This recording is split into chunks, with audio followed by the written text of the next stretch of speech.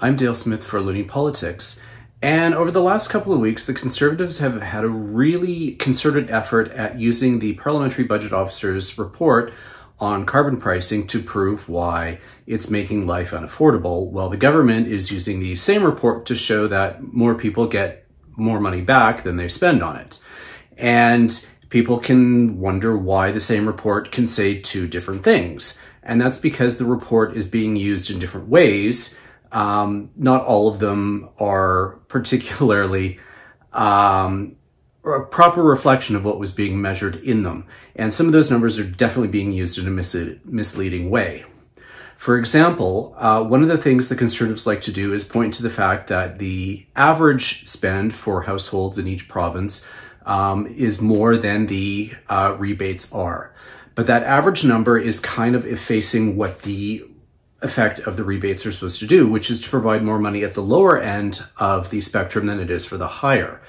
And in this particular case, the report broke out incomes by quintiles, meaning 20% chunks, and sure enough, in the bottom four quintiles, households get more money back than they would typically spend on things that have the carbon price applied.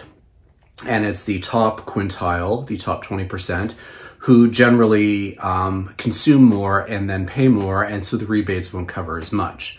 So using that average figure, it faces that distributional effect and makes it look like it's not providing the rebates to people when it really is. It's just using that number in a way that's kind of obscuring that.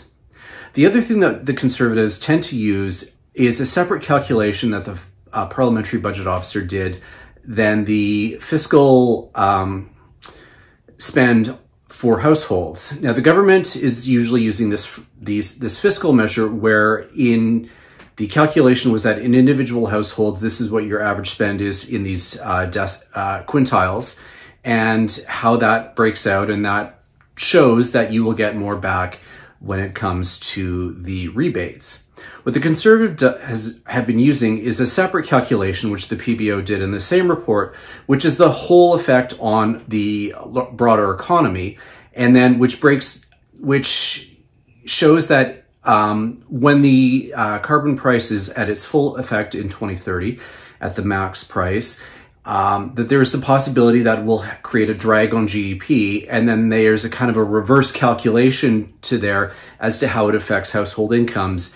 And at the max price, it shows that it could show that households are spending more on the price than they're getting back in the rebate, using this nebulous grand effect on the whole economy, which isn't really how things necessarily work. But this is one of the other calculations he included, and so they are using this in a way that is not necessarily an accurate reflection of what households are spending and getting back in terms of the rebates. So they are the same numbers from the same report, but they're being used in a very different way. Other things to remember, though, is that the number that the Conservatives like to cite in terms of the broader drag on the economy at the full price at 2030 also assumes that people have not made any choices that would reduce their carbon footprint and the amount that they would be therefore spending on the carbon levy.